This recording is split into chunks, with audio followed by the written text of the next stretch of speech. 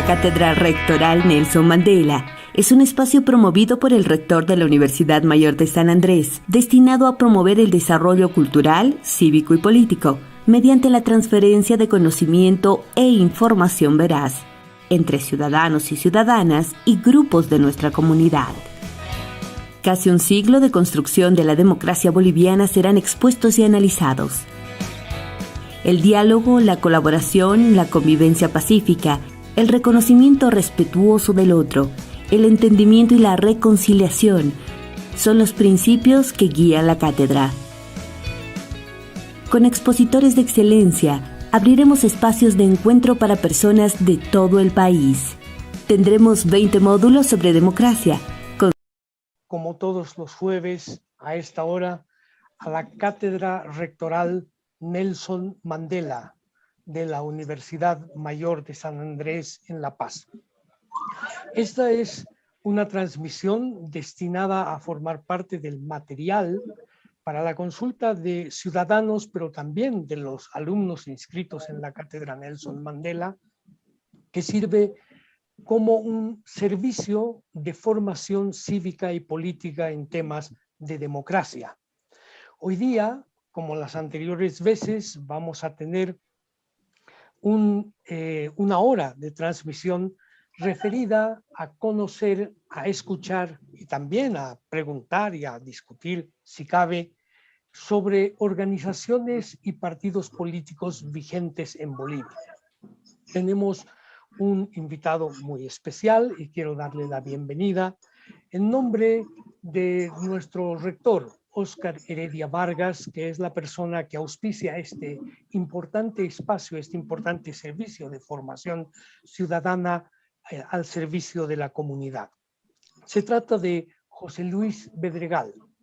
José Luis Bedregal es el vocero de Solvó, una organización de la cual hace tiempo ya no se escucha, que estuvo a cargo durante muchos años el gobierno del municipio, de la alcaldía en la ciudad de La Paz, y que por avatares del destino y por cosas que han ocurrido y que seguramente José Luis Pepo, como le llamamos amistosamente, nos contará en esta su intervención, ha casi desaparecido del mapa. No es la única.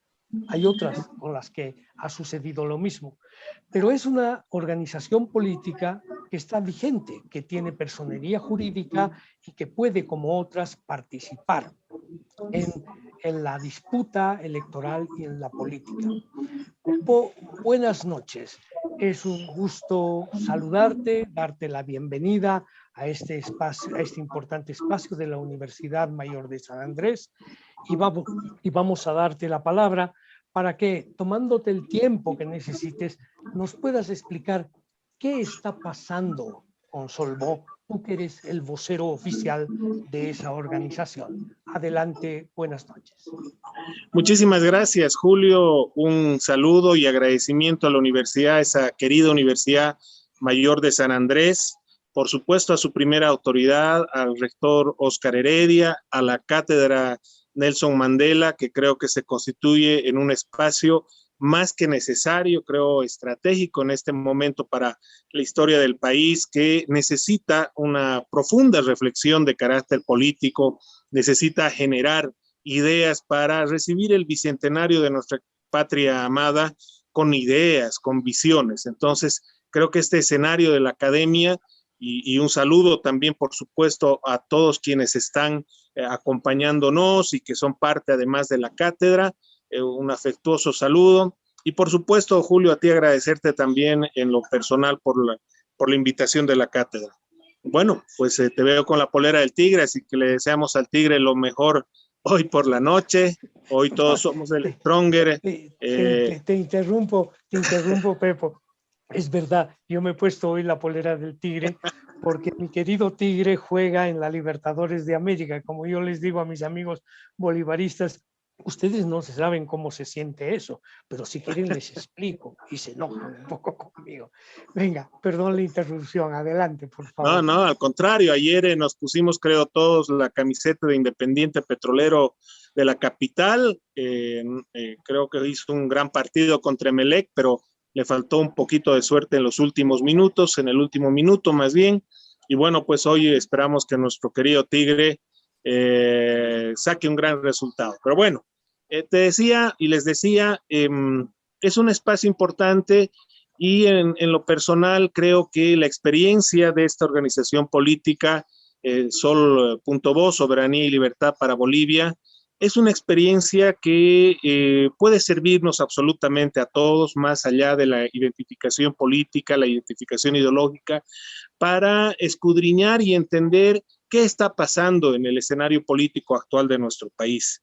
Creo que estos años de existencia de la organización Soberanía y Libertad nos han dado muchas lecciones que son positivas y por supuesto los grandes errores también que se han cometido y que han contribuido para bien y para mal al contexto político que hoy tenemos y esa es una realidad que la voy a tratar de desmenuzar para que pueda servir para el análisis de todo el contexto político que, como decía, vive el país. Entonces, sin más, lo que pediría, Julio, es que podamos compartir la presentación que mandé para que pueda un poquito guiar el trabajo de ahora. No sé si es posible compartir la pantalla. En lo que compartimos la pantalla, les voy a comentar que, bueno, a mí me tocó ser parte del grupo que fundó Soberanía y Libertad hace 7 años atrás, un poquito más, el 2014, en un escenario en el que un, creo, líder importante de nuestro departamento, Luis Revilla, había sido parte del movimiento Sin Miedo, que al presentarse en una elección nacional perdió la personería jurídica porque no alcanzó el porcentaje necesario para mantenerla. Y esto nos dejó en la disyuntiva de buscar el instrumento adecuado para garantizar un nuevo periodo de gestión municipal para darle a La Paz la posibilidad de continuar con ese desarrollo urbano, ese desarrollo en términos de servicios públicos, etcétera, que lo comentaremos un poquito al final, pero que para nosotros como ciudadanos paceños, Julio, era importante mantener. Es decir, se había rescatado a La Paz de una etapa muy dura, muy mala, donde la falta de institucionalidad era la norma, era la regla, y por lo tanto, teníamos una alcaldía donde los concejales se subían a la mesa para darse de sillazos, donde se sacaba el dinero en bolsas de mercado, donde la corrupción era lo que mandaba y donde cada año prácticamente se cambiaba de alcalde. Ese cambio que se había iniciado con la gestión de Juan del Granado en alianza con el Movimiento Nacionalista Revolucionario en ese momento y con la señora Cristina Corrales, te acordarás y se acordará la audiencia, permitió recuperar la alcaldía, el gobierno municipal ya en ese entonces, para servir mejor a la gente. Y creo que fue una muy buena decisión. Recordemos que el propio MNR estaba en la disyuntiva de apoyar a Ronald McLean o apoyar a Juan del Granado, y creo que el ala progresista del MNR permitió pues que Juan fuera el alcalde con los resultados que la gran mayoría conoce. Comencemos entonces en esta lámina. En la anterior ustedes veían que Sol.bo se funda en noviembre del 2017, 14, y el 17 de noviembre justamente del 2014, y había que darle continuidad a la gestión de Juan, a la gestión de Lucho, que le había dado modernidad a la ciudad, le había dado servicios de calidad y habían comenzado a marcar una forma distinta de hacer gestión pública a la que habíamos conocido generalmente en manos o de los partidos tradicionales neoliberales o del populismo, ¿no? Que también había llegado a la alcaldía a través de Condepa. Y esto permitió además una renovación de la mirada de la política en Bolivia, porque necesariamente la incorporación de nuevos actores iba a permitir esto. Es decir, mucha gente dice, bueno, Solvó era el movimiento sin miedo transformado en Solvó. No, no es así. No es así porque lucho conjuntamente con ciudadanos, varios sin ninguna militancia, u otros que hemos venido de otros partidos, ¿no?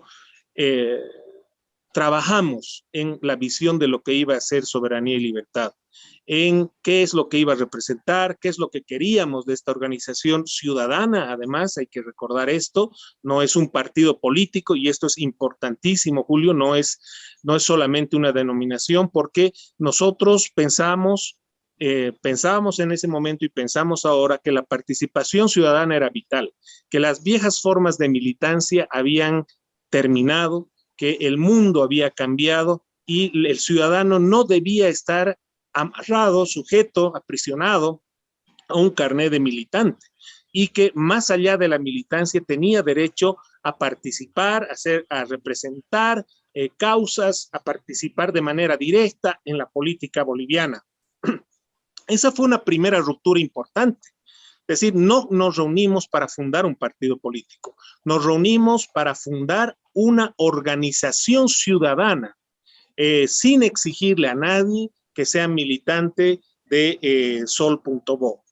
Es por eso que cuando diseñamos nuestros principios allá el año 2014, decidimos construir una fuerza transformadora, una alternativa, creo que no solo al modelo neoliberal, que obviamente estaba en desgaste y bueno, pues permitiría posteriormente la consolidación del movimiento al socialismo también como una alternativa, sino como una alternativa a la cultura política de nuestro país, ¿no? A, obviamente, las visiones hipercapitalistas, extractivistas, que hoy perduran, que no han cambiado. Sigue el capitalismo, además de viejo cuño, el capitalismo de Estado, el viejo capitalismo, las teorías extractivistas que hoy son las que sustentan el modelo económico, que prácticamente no ha variado, que tiene solamente unos parches, y un modelo excluyente, ¿no? Que en su momento era no solo excluyente, sino un modelo racista, pero que hay que reconocer también que el movimiento al socialismo, si algo positivo ha hecho, es avanzar en la lucha contra la exclusión. Y una fuerza transformadora que por supuesto tenía como principio básico, y por eso el nombre, defender el interés nacional, ¿no? Si podemos pasar a la siguiente, por favor. Entonces, este es el principio básico, el principio número 1. Por supuesto, una organización democrática que como principio, lo reitero, promete respetar la Constitución, la democracia, las leyes, la institucionalidad estatal, el Estado de Derecho, los valores democráticos, el ejercicio ciudadano cotidiano como norma de vida, como valor individual y colectivo, y además, por supuesto, establecer al interior de la organización reglas claras, institucionalidad, ¿no? Que veremos después si se cumplió esto a plenitud o no se cumplió, pero el motivo de la organización era este.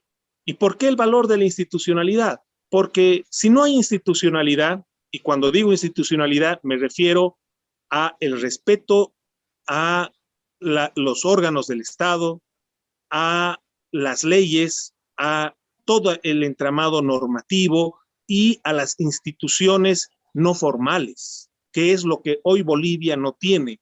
La institucionalidad tiene una altísima correlación con el desarrollo económico y social de un país, de una sociedad. Cuando las instituciones no son adecuadas y no cumplen con su rol, lo que tiende a ocurrir es que la sociedad resuelve los problemas que tienen que resolver las instituciones. Voy a poner un ejemplo: el Poder Judicial no resuelve los problemas de la gente, el Poder Judicial no garantiza la administración de justicia de manera pronta, de manera independiente, imparcial, gratuita, como señala nuestra Constitución, y al no existir una institución, Poder Judicial, que resuelva estos problemas, pues estas contradicciones, tensiones, en fin, que se dan en cualquier sociedad, terminan siendo resueltos por mano propia o a través de otros actos de corrupción, de presión, etcétera, porque la institución no funciona. Y lo mismo va a pasar con todas. Otro ejemplo, el que estamos viviendo ahora, la Defensoría del Pueblo, ¿no? La Defensoría del Pueblo tiene un rol institucional y es defender a la ciudadanía ante los abusos del Estado. Pero cuando esto no ocurre, la ciudadanía defiende sus derechos ante el abuso del Estado por sus propios medios. ¿Cuáles son? La lucha en las calles, la crucifixión, en fin, un conjunto de acciones, muchas veces además en contra también de los derechos de otros ciudadanos, lo que genera nuevos conflictos, nuevas tensiones, confrontaciones, el abuso de los derechos contra otros en la reivindicación de los derechos propios, porque las instituciones no funcionan.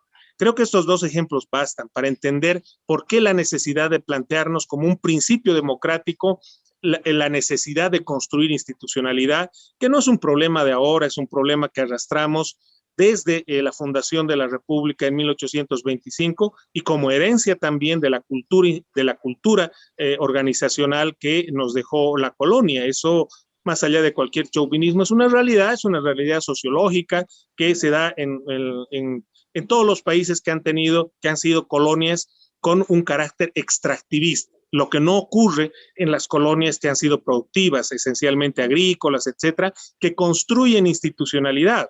En las colonias como las nuestras, lo que el rey pretendía era saquear, el imperio pretendía saquear los recursos de la forma más expedita posible, pero los intermediarios, los virreinatos, las audiencias, etcétera, las autoridades locales enviadas por el rey y luego criollos, también pretendían lo propio. Tratar de quedarse con parte de la riqueza, incluso en contra de los intereses del propio imperio, del propio rey o la reina, y por lo tanto les interesaba que no existan instituciones que puedan controlar este tipo de cosas. Por lo tanto, instituciones débiles, administradoras de justicia, instituciones débiles para controlar, para regular, era parte de la realidad colonial. Y esa realidad la hemos heredado con la fundación de la República y hasta el día de hoy no hemos podido construir institucionalidad y creo que uno de los pocos momentos de excepción seguramente está en la década de los 50, primero con la Revolución Nacional.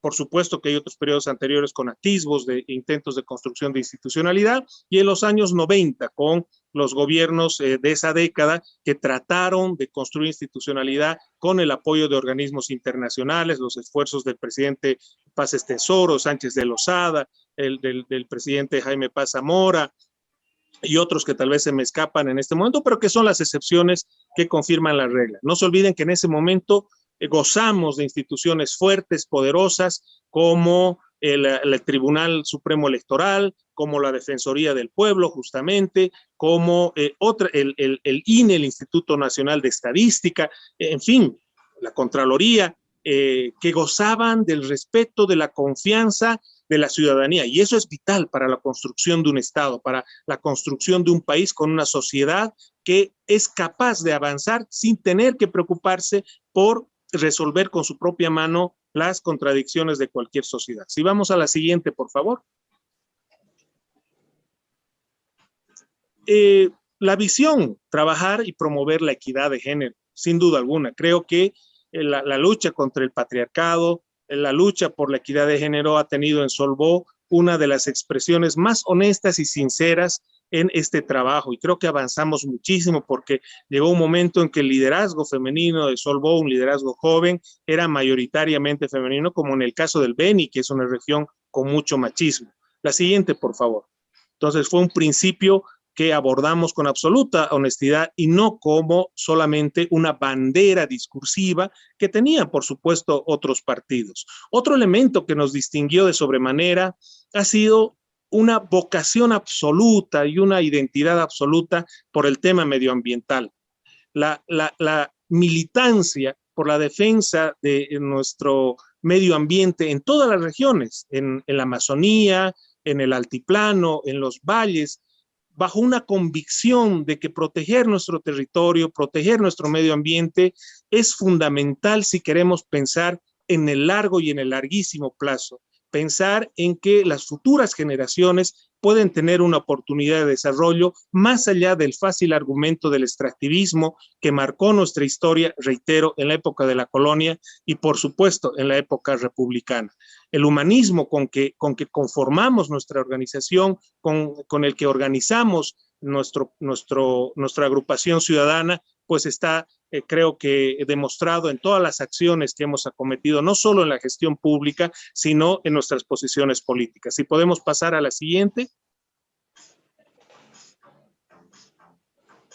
Una organización plural, que lo que ha tratado es de generar igualdad de oportunidades para todos, para jóvenes, para no jóvenes, insisto, para mujeres, para hombres, para trabajadores profesionales, para técnicos, para gente que solamente logró terminar la secundaria, permitió que tengamos dirigentes, voceros y representantes con todas las características, porque entendíamos que esa era la realidad de la nueva política del siglo XXI y que Solvo tenía que construir a esa nueva cultura política que hoy por hoy tal vez está mejor que antes, pero en la que creo que hemos aportado nuestro granito de arena. Si vemos la siguiente, por favor. La protección por el más débil, creo que es uno de los elementos que también nos ha caracterizado de manera honesta, de manera sincera. Nuestro trabajo por los grupos más desfavorecidos, por los grupos excluidos, por el sector de las personas con discapacidad, no solamente planteado en función de normas, de leyes municipales que hemos hecho, nuestra lucha en todos los departamentos porque existe una conciencia respecto a la indispensable necesidad de construir ciudades, de construir país en función de los sectores más desfavorecidos y que habían sido olvidados.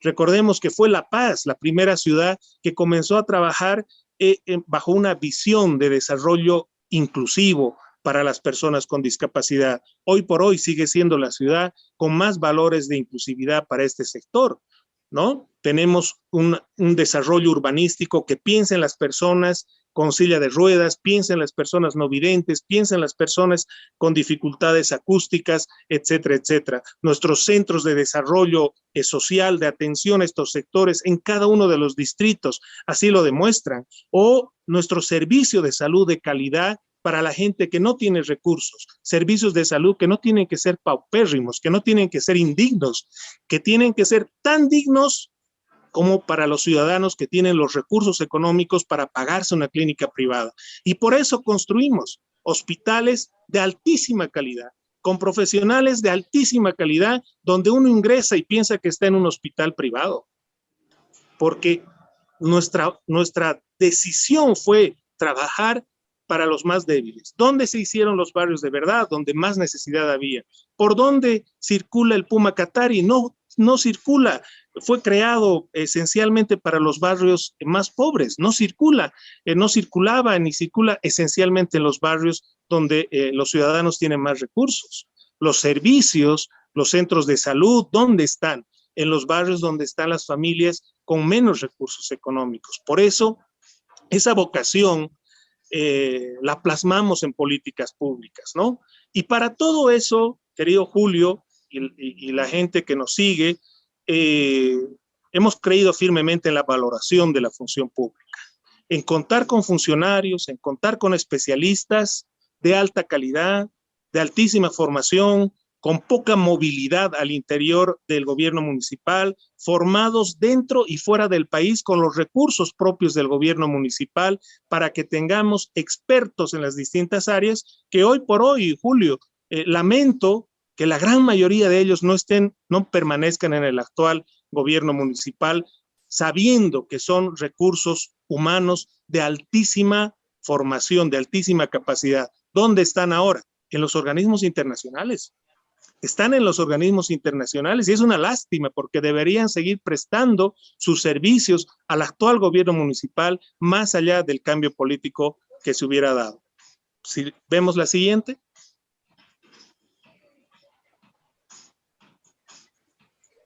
Bueno, trabajamos con esa visión esencialmente de renovación de la política, de la gestión pública en todo el país. Llegó un momento en que logramos tener estructuras activas, dinámicas, con una amplia mayoría de juventud esencialmente, con una participación importantísima, equitativa y hasta mayoritaria, como lo dije, de las mujeres en nuestra organización, con una incidencia política altísima en la política nacional. Creo que eso lo puede constatar todos. Estuvimos en los momentos más importantes de la historia de los últimos años, con aciertos y con errores, y eso hay que decirlo con un absoluto espíritu autocrítico, pero llegamos a tener direcciones políticas muy activas, muy dinámicas, muy prometedoras, liderazgos muy importantes en todo el país. Si pasamos a la siguiente.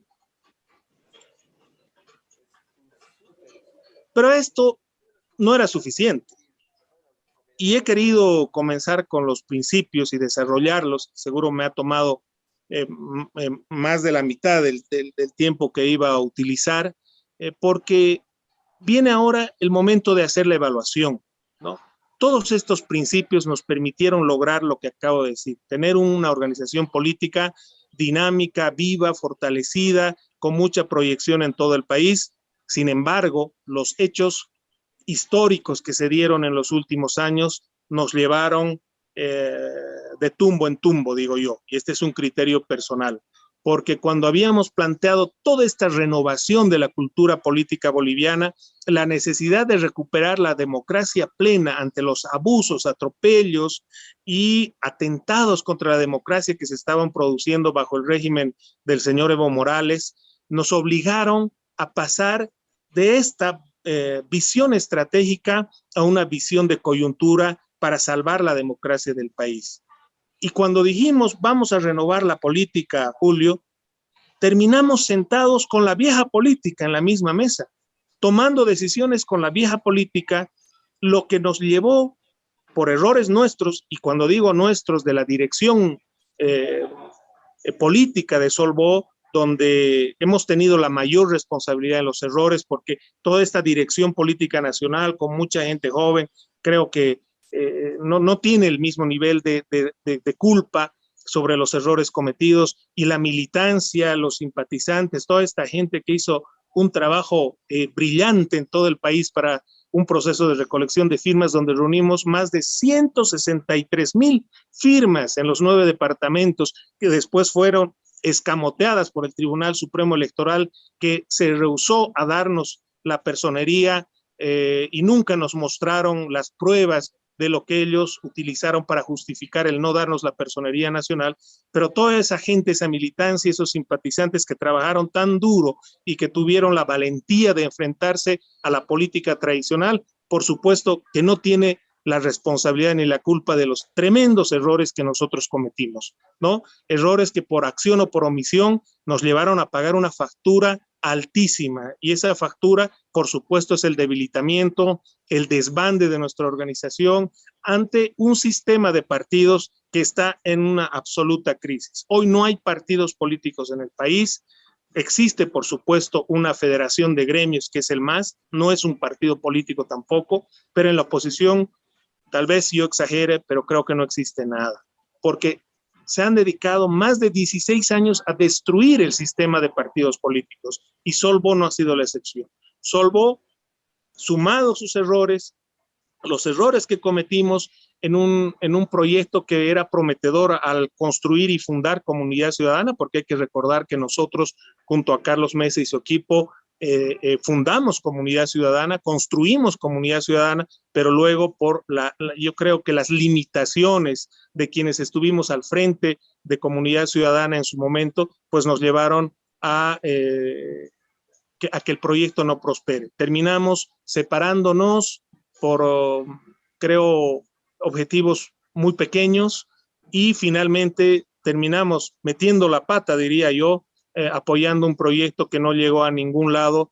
con la alianza Juntos. Y todo eso tenía que pasarnos factura. Yo creo que ya en las elecciones subnacionales, todas estas vueltas que dimos con las candidaturas, sin poder conformar un frente nacional, sin poder siquiera conformar con las otras fuerzas políticas, los frentes departamentales y municipales, terminaron siendo un veneno mortal para nuestra organización. Y terminamos desmoronando un discurso que habíamos construido en 4 años a lo largo de todo el país, dándolo dándole esperanza a la juventud, a la gente, terminamos nosotros mismos desmontando nuestras banderas, desmontando nuestro discurso y bueno, llegamos donde estamos hoy en día, ¿no? Yo voy terminando señalando que esta propuesta ciudadana que no tiene un sustento teórico, ideológico, porque siempre hemos cuestionado la validez en estos tiempos de las viejas categorías, derecha, izquierda, marxismo, capitalismo. Hoy qué difícil es definir una organización. ¿Qué línea política tendrá el movimiento al socialismo? No lo sé, porque practica un capitalismo de Estado, sus principales aliados son capitalistas de cepa a nivel internacional, como Putin, un millonario que encabeza un Estado y una política capitalista, ultracapitalista imperial, aliado a Bolsonaro en Sudamérica, al interior del país, aliados de lo más rancio del empresariado, con ex hombres de las figuras más fascistas que ha tenido la política boliviana en los últimos años. Entonces, qué difícil es decirles socialistas, izquierdistas. No, claro que no es posible. Serán un populismo de derecha, no lo sé, ¿no? Pero ya esas categorías ya son insuficientes, querido Julio. Y lo mismo en nuestro caso, si bien tenemos una vertiente, por supuesto, muy progresista, no puedo decir que de ninguna manera que fuéramos marxistas, ni mucho menos. Creo que el marxismo, si bien ha aportado al análisis, al desarrollo de la ciencia política, de la sociedad, de la economía, etcétera, hoy por hoy pues está absolutamente descontextualizado. El método puede servir, pero la ideología no hace falta que yo diga nada al respecto. Creo que todos ustedes saben qué ha pasado con ella, ¿no? Y sí soy en lo personal un creyente de que el nacionalismo revolucionario que se fundó en la década de los 40 y que ha establecido las nuevas reglas de la construcción de un Estado del 50, el 60, las dictaduras del 70, etcétera, y durante la recuperación de la democracia en los 80, con la participación de nuevos actores, el viejo MIR, lo que vino después, el MIR Masas, el MBL, etcétera, etcétera, y el MNR con sus virajes también, sigue vigente. Hoy por hoy en Bolivia solo existen dos ideologías que funcionan, y es el nacionalismo revolucionario y lo que queda del PCE, el marxismo, el Partido Comunista, pero con unas limitaciones absolutas y de una manera prácticamente marginal. Y el MAS no es otra cosa que la continuidad del nacionalismo revolucionario con sus luces, pero sobre todo con muchas más sombras. Yo aprovecho y recomiendo el libro de Renzo Abruzzese, Los discursos del poder, para ver cómo hoy por hoy el movimiento al socialismo no es otra cosa que una réplica con sus características de lo que fue el MNR en su momento y el proceso de la Revolución Nacional. ¿Qué hacer? Y con esto termino, Julio. ¿Qué hacer? ¿Cuáles son los retos? Primero, llevar adelante en lo interno, como Solvó, y lo vamos a hacer, una evaluación profunda y autocrítica de lo logrado, de los errores cometidos por nuestra organización para no repetirlos. Pero tenemos que hacerlo. Y por supuesto generar las conclusiones sobre el nuevo rumbo al que queremos llegar como organización política, porque el país necesita propuestas, necesita una nueva visión de sociedad, de Estado, de país para encarar el nuevo bicentenario. Necesitamos, por tanto, establecer la identidad y las perspectivas de nuestra organización en cuanto a los temas inherentes a la nueva realidad nacional y la nueva realidad mundial. No podemos quedarnos atrapados en el siglo XX. Ese es un error garrafal para una sociedad y para un país. Con un reto. Creo yo que este es uno de los peores momentos para la cultura política boliviana. Realmente es muy difícil encontrar hombres de Estado, es muy difícil encontrar liderazgos políticos preparados. Hoy por hoy estamos en una severa crisis de liderazgos en todos los partidos, más allá de las siglas y de los colores. Y por lo tanto, el reto es más difícil, es muy complejo, pero la necesidad de construir una sociedad que respete el derecho, los derechos de las personas es una obligación de todos nosotros. Así que a quienes en algún momento se preguntaban o se preguntan ¿qué va a ser de Solvó? Si Solvó ya no existe, tengo que decirles de manera categórica. Solvó existe y Solvó tiene la obligación y la responsabilidad de contribuir en la construcción de esperanza para nuestro país. Julio, nuevamente muy agradecido y estoy a la orden si hay alguna pregunta. Claro que sí, José Luis, muchas gracias por esta primera parte de tu intervención. Gracias por retirar la presentación. Muy agradecido porque creo que es clarificador. Yo debo decirte que cuando anunciamos dentro de la cátedra y desde la cátedra en el rectorado que íbamos a hacer una entrevista y hablar de Solvó, hubieron buenos amigos y no tan amigos profesionales que preguntaron, ¿y por qué Solvó tiene que tener un lugar en la cátedra? El anterior programa lo habíamos dedicado y habíamos estado con el MAS, con Hugo Moldis, que nos hizo una explicación interesante por lo demás de la génesis y la historia de su partido, del instrumento político, como ellos le llaman, ¿no? Y de pronto, de ese enorme partido tan importante, hegemónico en nuestro país, pasamos a Solvó y me dicen, ¿por qué Solvó? Si Solvó no existe, ¿dónde está Solvó?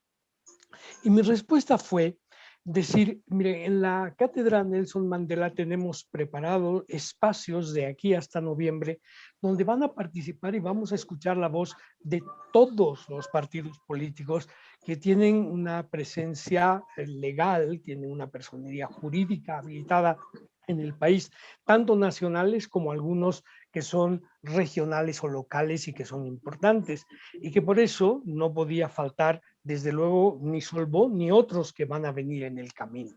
Entonces, yo quiero agradecerte, José Luis, sobre todo por este hincapié que has hecho en los principios. Hay que reconocer, yo personalmente, esto es personal, yo reconozco, por ejemplo, que en la gestión municipal de Revilla, el trabajo con los grupos LGTB, por ejemplo, con el mundo del género, de las opciones sexuales, no han habido en ninguna parte del país una propuesta tan participativa. Yo no sé si es buena o es mala, habría que juzgarla de otra manera. Implica inclusive concepciones morales y que dividen y ponen en conflicto a veces a la sociedad y a la discusión, pero sin entrar en ello, yo recuerdo con beneplácito que como en ninguna otra ciudad en el país, estas agrupaciones y estos grupos tuvieron oportunidades de participar de una manera notable. Me acuerdo en la Mariscal Santa Cruz, en el centro de la ciudad, banderas con arcoíris multicolor del movimiento gay en el mundo que cubrían parte de los escenarios del municipio. Son cosas que no se han visto en otras partes del país y yo quiero desde luego reconocerlas. Entonces, está muy bien lo que has dicho y cómo lo has planteado, recordando las cosas positivas desde el punto de vista de ustedes de la gestión de Lucho Revilla en La Paz. Pero luego vino este desastre con la organización, con una organización como la tuya, y yo quiero desde ahí volver a abrir el debate hacia adelante. Yo quiero hablar poco porque no voy a ver aquí en la computadora si tenemos preguntas y dice, ¿dónde se puede? Mira tú la pregunta. Dice, felicito la presentación clara y honesta, dice de José Luis Bedregal, es algo excepcional en nuestro medio, lo hago notar. Juan Carlos Ferreira, esto es Walter Guevara, Juan Carlos Ferreira dice, ¿dónde se puede encontrar el libro de Renzo Abruzzese o una versión digital, por favor? Y hay otros comentarios. Te los dejo para que luego respondas y tú hagas un comentario. Pero yo quiero decir una pequeña cosita. En la Cátedra Nelson Mandela, pasado agosto, vamos a entrar en una etapa donde vamos a discutir el futuro desde el punto de vista que tú has mencionado en esta y que se ha mencionado por primera vez. Tú has dicho que hay dos opciones ideológicas vigentes en Bolivia y que no hay más. Una, has dicho, el nacionalismo revolucionario del 52, y has aclarado que nació con el MNR y que hoy día el MAS es una continuación de esto con sus luces y sus sombras, y luego has dicho la izquierda comunista. Pero ¿qué pasa, José Luis, con el mundo del liberalismo que reclama, me da la impresión, y con mucha fuerza, sobre todo desde Santa Cruz, con presencia notable y con una voz muy fuerte, una Bolivia moderna y liberal? Yo creo que eso es parte también de la oposición y es parte de la reflexión que organizaciones como la tuya y otras tienen que incorporar en sus debates para darle una respuesta a la demanda de estos sectores y desde luego para construir el futuro del país, porque desde la izquierda comunista como desde el nacionalismo revolucionario no parece haber una cabida a estos sectores emergentes que hoy son también muy importantes. Así es, porque Julio, si bien puede haber algunas individualidades o tal vez algún colectivo que esté dispuesto o que reclame por un modelo liberal, al final el grueso del empresariado boliviano, incluido el del Oriente o tal vez sobre todo el del Oriente, está más bien acostumbrado a vivir y a convivir con un modelo de capitalismo de Estado. Porque recordemos cómo surge todo el poder económico empresarial del Oriente. Es esencialmente por la visión de desarrollo, de integración que nace en la década de los 40, 50 con el plan Boham, el avance hacia el Oriente y la inversión de capital estatal de todos los bolivianos para el beneficio del sector agroindustrial del Oriente. Y hoy por hoy sigue ocurriendo lo mismo. Por eso te reitero, ¿no? El MAS no es otra cosa que la continuidad con sus variantes, porque obvio no puede ser idéntico, de lo que hizo el MNR y su visión de país, la visión en el afán de tratar de construir también un Estado-nación. Hoy, Santa Cruz es el departamento que recibe la mayor cantidad de inversión pública muy de lejos respecto al resto de los departamentos.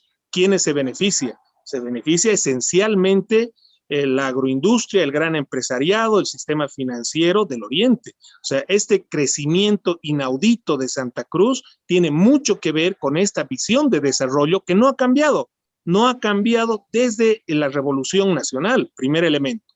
Segundo, y yo no conozco, y se debe seguramente a mi ignorancia, a importantes teóricos del liberalismo, ni de Occidente ni de Oriente. Si tú me pides un nombre, perdón por mi desinformación, pero no conozco ninguno. Y tampoco ningún pronunciamiento de algún sector, de algún gremio que clame de manera seria, que reivindique de manera seria un Estado liberal, de verdad, ¿no? Creo que, por supuesto, y es natural, y no digo que esté mal, que el sector empresarial en distintas regiones prefiere seguir viviendo del Estado o con el Estado en el mejor de los casos. La subvención del diésel la pagamos todos, absolutamente, pero ¿quiénes son los que en mayor grado se benefician? El sector agroindustrial, el gran transporte pesado. Yo creo que eso no está mal, no estoy diciendo que esté mal, es más, creo que, porque yo soy un nacionalista revolucionario, yo creo en la ideología del nacionalismo revolucionario y por lo tanto creo que sí el Estado tiene que seguir interviniendo, coadyuvando al sector privado, al sector industrial, al sector productivo, con este tipo de subvenciones, como por ejemplo el diésel, para no ir muy lejos. Con lo que no estoy de acuerdo es que esa subvención también vaya a los chuteros, ¿no? En el tema de la gasolina, vaya a los que hacen transporte libre porque ganan y lucran con ello con nuestra subvención, en fin. O sea, hay extremos que de manera importante el movimiento al socialismo, entre comillas, ¿no? Mantiene. ¿Y por qué mantiene esta lógica de intervención estatal para el beneficio de el sector más pudiente de nuestro país? Porque sigue replicando las viejas prácticas del MNR, ¿no? Entonces ahí habría que sincerarse. hay que sincerar la política y la ideología del movimiento al socialismo, porque más allá del discurso socialista, que no es nada más que eso, y además un discurso mal elaborado, ¿no? Porque, y no me refiero a Hugo, porque hiciste mención de Hugo Moldis. Hugo Moldis es tal vez uno de los hombres más coherentes en términos discursivos, pero una cosa es el discurso y otra cosa muy distinta es la práctica del movimiento al socialismo en términos de gestión pública y gestión política, muy distinta, ¿no?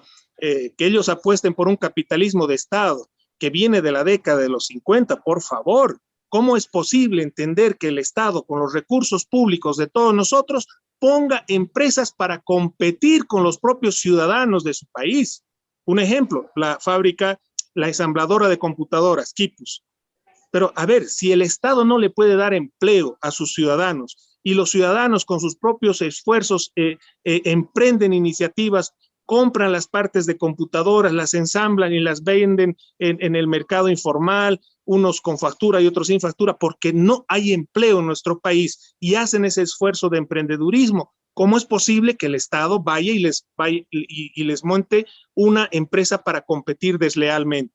Lo mismo pasa con otras empresas.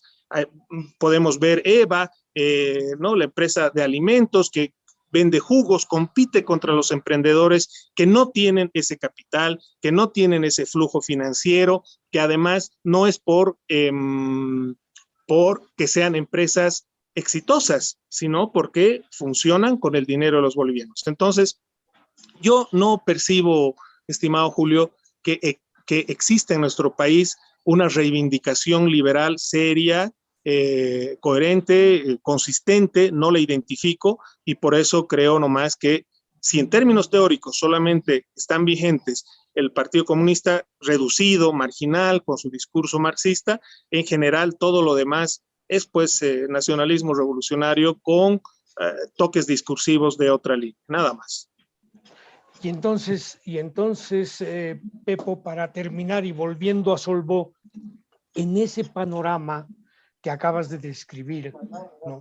¿Dónde se ubica Solvó si quiere renacer y volver a la política?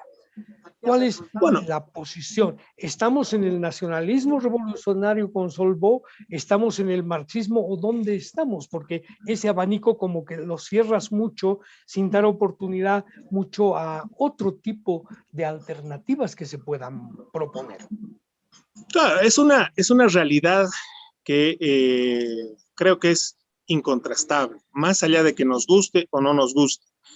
En Solvó, toda la corriente socialdemócrata que vino del viejo MIR, por supuesto que ha aportado muchísimo, pero también en la línea, ¿no? de este hito teórico, discursivo que fue la teoría del entronque, recordarás, Julio, ¿no?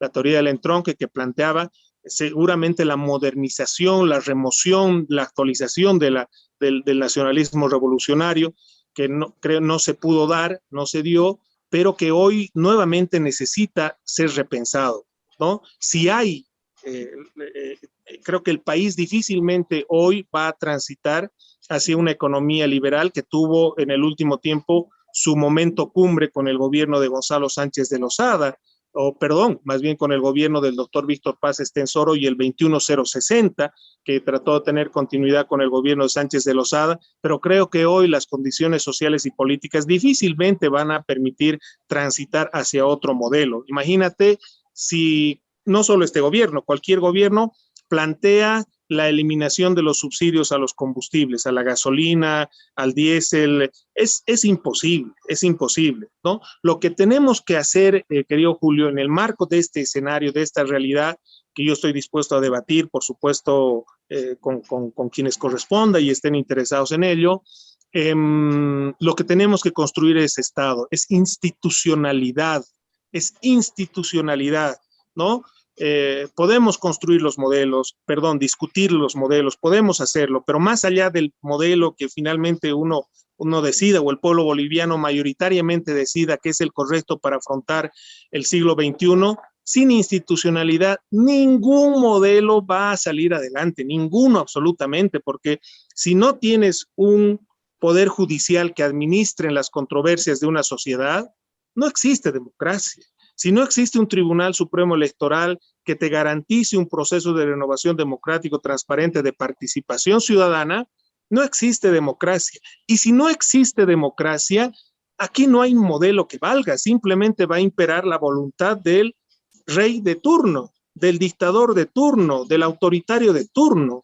Entonces, la gran tarea es debatir, consensuar, acordar la construcción de un Estado serio, un Estado donde se respeten las diferencias porque nuestros principios y valores son esencialmente democráticos, donde quienes piensan distinto no sean perseguidos, Julio, porque hoy nosotros en carne propia estamos viviendo una persecución encarnizada contra el principal líder de Sol.bo, Luis Revilla, que ha tenido que declararse en la clandestinidad, y eso no es bueno, no por lo personal, que ya es gravísimo y que afecta a Lucho y su familia, sino porque refleja, es el síntoma de una democracia depauperada, de una democracia herida de muerte que no podemos soportar como sociedad.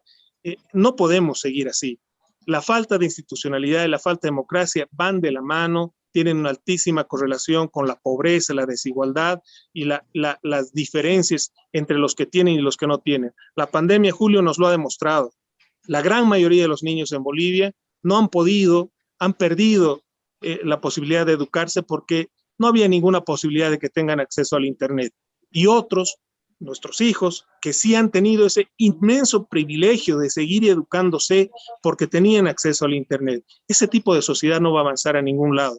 Y además, los nuevos excluidos de la economía mundial van a ser aquellos que están al margen del metaverso, ¿no? De ese universo virtual. Y si no trabajamos en función de darles oportunidades adecuadas a todos, a partir de instituciones que les sirvan a la sociedad de manera eficiente, y eso implica también con oportunidad y calidad, entonces no hay modelo que funcione. Y ahí ya ni vale la pena discutir el modelo si no nos ponemos de acuerdo en la construcción de un Estado serio con instituciones serias.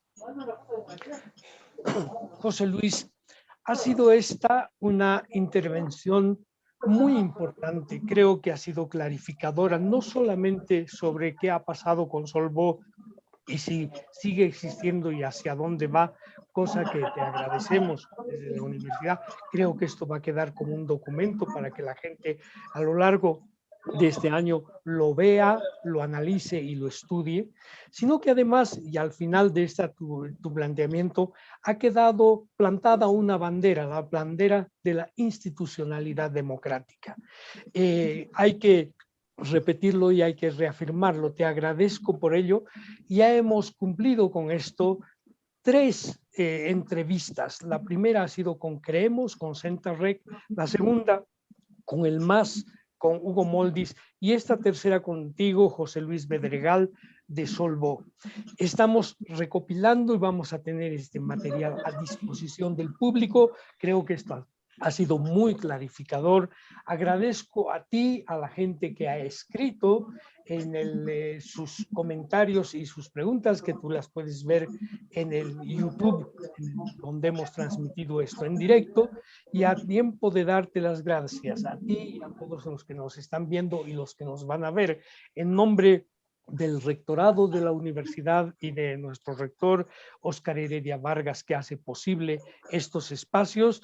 Quiero despedirme cumpliendo 1 hora muy puntuales con el tiempo, dándoles a todos un gran saludo y anunciando que seguramente, Dios mediante, como se dice, nos veremos el próximo jueves para seguir con la Cátedra Rectoral Nelson Mandela de la Universidad Mayor de San Andrés. Muchas gracias. Buenas noches.